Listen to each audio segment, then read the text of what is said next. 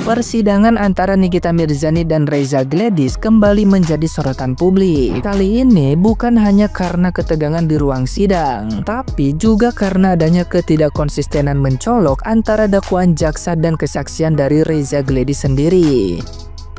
Salah satu netizen yang budiman dengan akun @netizen_scendol menyoroti bagaimana jaksa mendasarkan dakwaan pada dugaan bahwa reputasi Reza Gladys hancur karena produk skincare-nya dijelekan oleh Nikita Mirzani. Namun ketika bersaksi, Reza Gladys justru mengaku bukan produknya yang menjadi masalah, melainkan hinaan pribadi soal penampilan fisik, seperti disebut abu-abu, begeng hingga beruntusan yang membuatnya merasa terancam.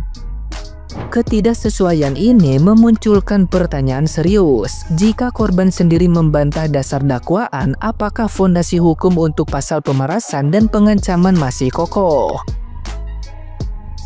Menurut netizen yang berbakti tersebut, dalam hukum pidana keterangan saksi adalah alat bukti utama, bukan asumsi jaksa. Jika saksi membantah unsur utama dalam dakwaan seperti dalam hal ini, maka pasal yang dikenakan bisa kehilangan pijakan hukumnya. Terlebih lagi, ia menantang logika apakah reputasi seorang dokter bisa benar-benar hancur hanya karena hinaan soal warna kulit atau kondisi wajah. Kredibilitas tenaga medis katanya justru dinilai dari legalitas ijazah, izin praktik, dan rekam jejak profesional, bukan dari komentar netizen yang budiman atau cuplikan live TikTok. Ketidaksinkronan ini menjadi peluang emas bagi tim pembela Nikita Mirzani yang kini terlihat makin percaya diri membalikan narasi, apalagi setelah muncul kejanggalan demi kejanggalan di ruang sidang. Tak pelak, drama kasus ini tidak hanya soal dugaan pemerasan, tapi juga membuka perdebatan publik tentang batasan kritis, profesionalitas, dan bagaimana hukum seharusnya bekerja. Nikita Mirzani hari ini berhasil menampar Dr. Reza Gladys lewat pernyataannya sendiri yang tidak sinkron dengan dakwaan jaksa.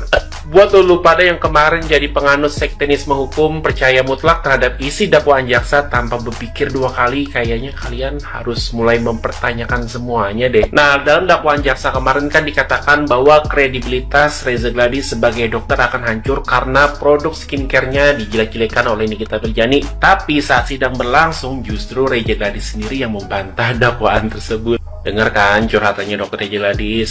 Beliau menyebutkan bahwa yang membuat dia merasa terancam bukan karena produk skincare-nya dijelek-jelekan, melainkan karena hinaan pribadi yang menyebutnya abu-abu, begeng, beruntusan, dan sebagainya. Pertanyaannya, ketika antara isi dakwaan dan kesaksian korban tidak sinkron seperti ini ya, mana yang akan jadi acuan majelis hakim? Nah, Sobat Cendol, di dalam hukum acara pidana, alat bukti utama salah satunya adalah keterangan saksi ya, bukan asumsi jaksa penuntut umum di dalam dakwaan. Kalau ternyata korban sendiri membantah dasar ancaman sebagaimana yang dijadikan pijakan pasal pemerasan dan pengancaman, maka logikanya Sobat Cendol, fondasi pasal 27B ayat 2 Undang-Undang ITE dan pasal 369 ayat 1 KUHP menjadi goyah.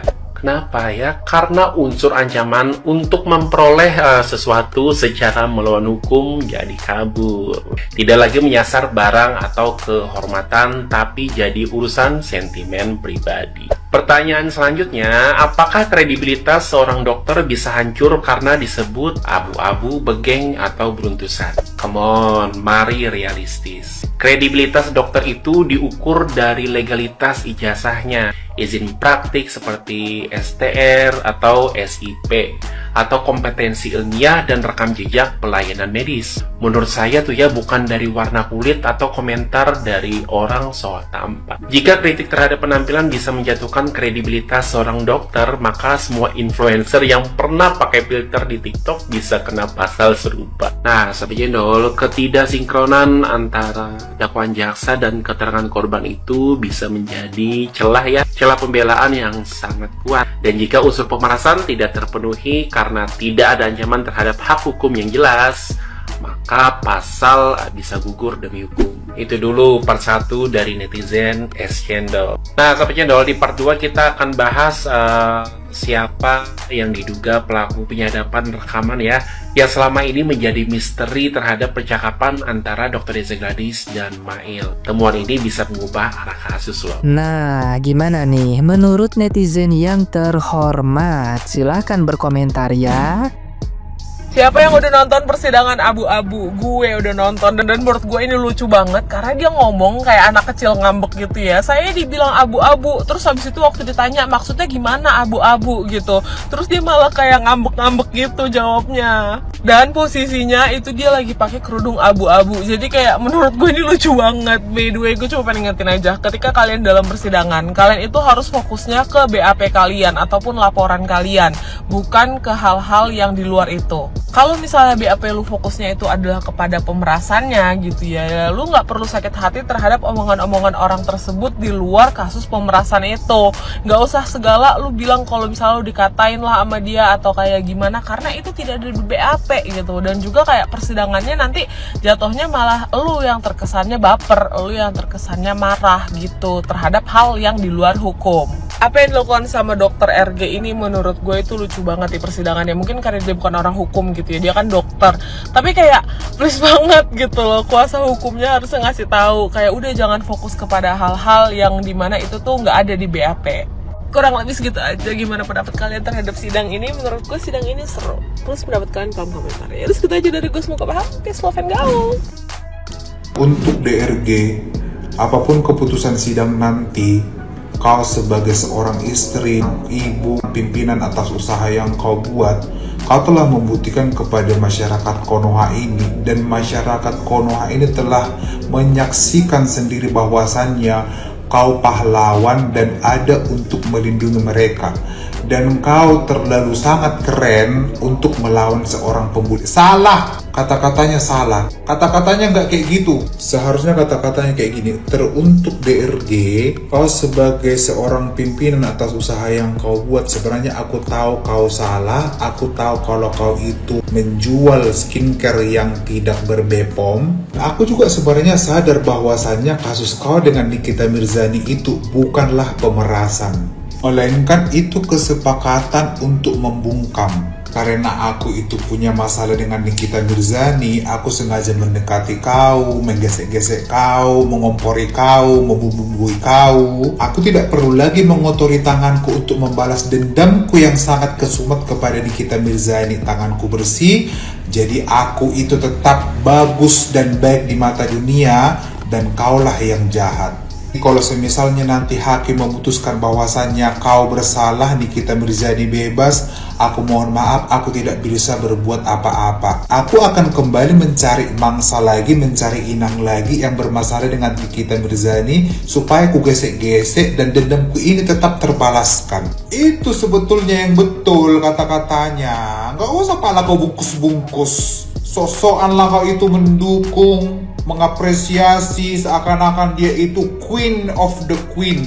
Kau secantik apapun kau rangkai kata-kata kau itu, seindah apapun kau bikin syairnya, tetap juga di balik itu semua kau yang kotor untuk melindungi tangan kau. Jadi nggak perlu lagi kau mengotor-otor tangan kau kan, untuk membersihkan tangan kau, membersihkan nama kau. Jadi tetap orang lain yang buruk di mata masyarakat, kau tetap yang indah, padahal kau sebenarnya semua dalangnya di balik itu. Di pertanyaannya, kalau misalnya kau masih berteman sama Nikita Mirzani, apakah kau akan ada di pihaknya si DRG? Ya enggak lah, kau malah justru akan menggesek-gesek Nikita Mirzani, mengompor-ompor Nikita Mirzani ya kan?